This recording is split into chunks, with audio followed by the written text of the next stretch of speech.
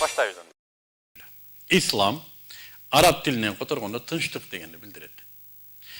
Tınçlık. Bizde bir uşunday sözler var. Allah subhanahu wa ta'aladan jaratkan birinci adam atadan başlap kıyamatga çeyinki dinlerin bardığı İslam. Jana şu din menen yaşagandардын bari musulman dep aytышат. Jana buga kebirler ушинтип акылды чаташтырат. Bu İslam dini 7. kılımda payda olgan bolsa, musulmanlar 7. kılımdan payda olgan bolsa, 1. kılım, bizim zamanga çeyinkiler, alar kantip musulman bolsun da dini kantip atalsın deydi.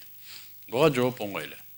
Arap dilinde alardın dini de İslam dep atılат. Arap dilinde. Alem özdörünün tilinde, balkim ar başkaça atalishi mümkün. Kırgız dilinde alardın dini de tınçlık deydi. Magaram egerde al dinler Allah subhanahu wa ta'aladan düşüp borborunda жалгыз Allah'a sığın oturgan bolsa.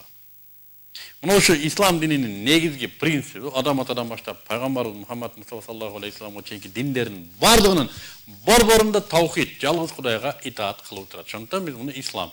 Adam kaçangına жалгыз Allah'a moyun sunup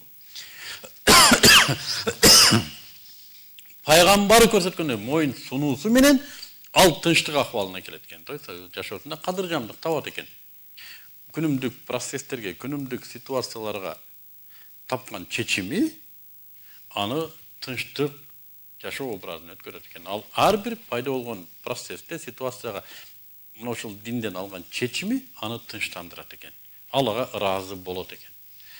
Ошон үчүн ислам акыйдасын текшерүүдө bir критерий каралат. Бұл ақида адамдың ақылын қанаттандырып, жүрегін қадыржам қылыш керек. Егерде ақылын қанаттандырған менен жүрегін қыжалат қылса, жолсам жүрегіне жақын болып, ушунчалык тәсирленгенмен ақылында қыжалат қылып отқан болса, бұл маселе демек ақидада bir ору бар, bir жерінде bir туура эмес чечим бар. Демек, ислам дини мына ушул жалгыз Аллахка баш ийүү акидасынын үстүнө курулган жана бул өзүнчө жашоо образы. Адамдын 24 сааттык сферасында пайда боло турган бүт суроолорго жооп берип, аны чечүү жолун көрсөткөн дин. Бул руханий дин эмес, үчүн адамдын светтик жана жашоосун көзөмөлдөп, же болсо жашоосун дини кылып бөлө турган жашоо образы эмес. Үчүн христиан дини адамдын жашоосун экиге бөлөт. Адамдардын дүнияви жашоосу жана дини жашоосу. Биздин кээ бир дин түшүнбөгөн бирадарларыбыз ошентип айтат. Дүнияви жашоо, дини жок. Ислам дининде андай жок. Ислам дини Hristiyan dininden özgöçölөнүп, bir ele жашоо бар деп билет. 24 сааттык жашоо. Жана муну ошол дин менен башкаруу керек дейт. Мен дайым айтам, бул ажатканада отургандан баштап мамлекет башкарганга чейинки жашоо матрицасы. Адамдын жашоосунда кандай сфера болбосун, бардыгына жооп бар. Мисалы үчүн христиан дининде саясий амбиция жок. Христиан дининин саясатка умтулуусу бул саясий долбоор. Бул Аллах субханаху ва тааланын долбоору эмес. İslam dini Allah subhanahu wa ta'ala'nın dolboğru cenab-ı sayati tabiat özlüğünde durat. La ilahe illallah Muhammedur Resulullah. Allah'tan başka başı verin. Bilik Allah'a kana tanıdık. Başka nersege tanıdık emez de. Bu sayasi mesele. Allah'tan biliğin durmuş kapkını. Bu sayasi yol. Bu sayasi yol. Demek bu din sayasi din. Adamın 24 saatlik yaşoosunda payda bolgan situasiyalarga İslam dini toluk cevap verir. Ekonomika. Adamın negizgi жашоосу. Бул эмнете жыргалчылыктарды өндүрүү жана аны бөлүштүрүү. Добыча и распределение ценностей или благ. Мына ошону ислам өзүнчө чечип берет. Мисалы үчүн айталы, кем байлыктар, мына жер суулар, бүт бардык нерсе Аллахка таандык. Адам аны ижарада алып иштетүүчү. Иштетүүдө максат Аллахтын ыраазылыгын алуу. Же болбосо анын каарына калат.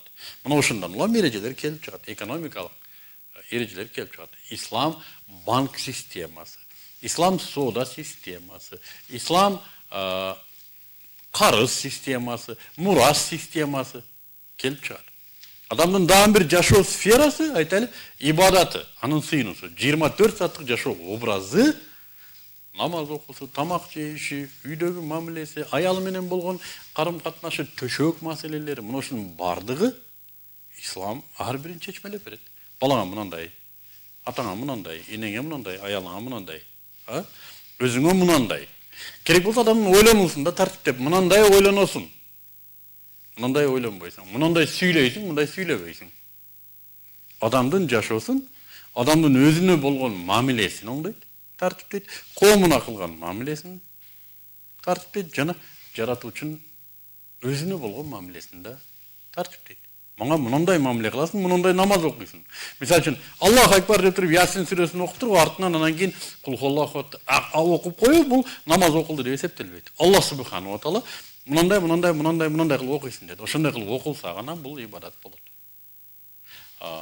Намаз болуп эсептелет. Ошондой эле закет, ажылык, ибадаттар өзүнчө ушундай анык регламенттелген. Эми жашоодо дагы бир социалдык маселе бар. Мисалы үчүн айталы, аял эркек маселеси. Биздин коомдо социалдык маселе десе бул жанагы жетимдер, инвалиддер маселесин социалдык маселе деп ойлоп калды да. Социалдык кам көрүү дегенде мына ушул коомдогу өксүк бир катмарларга кам көрүүнү социалдык маселени чечүүдө. Жок. Ислам социалдык маселе деп аял эркек ортосунда мамилени айтат. Анткени үчүнчү жыныс жок, эки жыныс бар. Ушу эки жыныстын мамилеси тартиптелбегендиктен же туура эмес тартиптелгендиктен бүгүн коом ушундай акыбалга келип жетти. Эркектер эрге тийип атат, аялдар төрөбөй койду. Аялдар мушташып, аялдар үй бүлө багып, эркектер үйдө казан идиш аяк. Эркектер аялдарды сексуалдык объект катары карайт, аялдар өздөрүн сексуалдык объект экенин да билбейт, бактысыз акыбалга түшүп калганын билбейт. Наркоман болуп, ушундай деградациядагы адам дагы өзүн бактысызмын дебейт.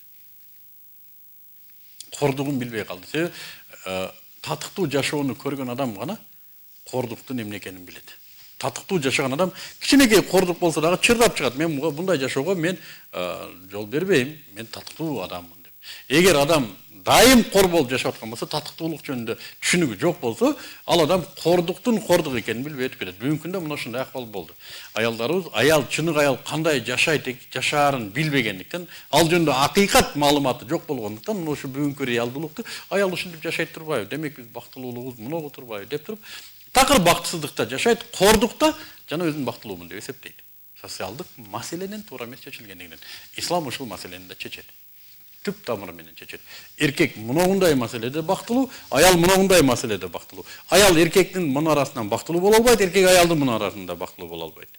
Экөө эки башка табият. Экөөнүн бактылуулугу бул адилеттүүлүк, экөө тең бактылуу болуш керек, бирок ар ким өзүнүн табиятына жараша бактылуу болуш керек деп туруп тартипте берет.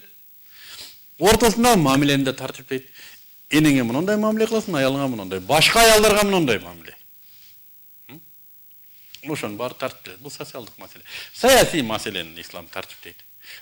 Билим берүү адамдын дагы бир жашоо сферасында таалим маселеси, адет маселеси, мына ушулардын бардыгы ушул жанагы ислам жашоо образындагы бүт сфераларга жооп берүү системасы бир табактын үстүнө коюлат. Ал табак акыйда деп аталат. Мына ушул акыйдадан улам бардыгы келип чыгат. Эми бүгүнкү күндө маселе эмнеде десе, биз адеп маселесин алдыга көтөрүп чыгып алабыз. Мына бүт бүгүн коом адептүү болушу керек. Эгер ал Аллахка болгон мамилени чечелек болсо, биринчиден Кудай барбы жокпу, аны чечелек. Кудайга кандай мамиле кылуу керек, аны чечелек. Кудай алдында кандай милдеттери бар, аны чечелек. Адеп маселесин көтөрүп чыгуу бул менимче акмакчылык. Мына үй али фундаменти куюла элек, үйдүн үстүнө дубалы тургуза элек, чатыры коюла, жабыла элек, терезелери коюла элек, ал отделкасын баштады да. Штукатурка жанагы евро ремонтун баштады. Али жок дубалды евро ремонт кылгандай кеп адеп маселеси. Адеп маселеси өзүнөн өзү пайда болот. Эгерде пайдабал бекем болсо, акыйда бекем болсо, дубалдары бакубат курулган болсо, көркөм терезелер салынган болсо, ал үй адеп менен безетилет. Автоматтык түрдө ал үй көркөм болуп чыга келет. Эгер үй начар курулган болсо, жеркепе болгон болсо, саман менен бир нерсе кылып, пакал аралаштырып, таштарды уруп чыккан болсоңуз, аны сиз кандай евро ремонт кыласыз? Кеп мына ушунда турат. Демек, ислам бул адамдын 24 сааттык жашоосундагы пайда болуучу ар бир ситуацияга Аллах Таала тарабынан жооп берилген жашоо образы. Мына ушуга моюн сунганды мусулман дейт.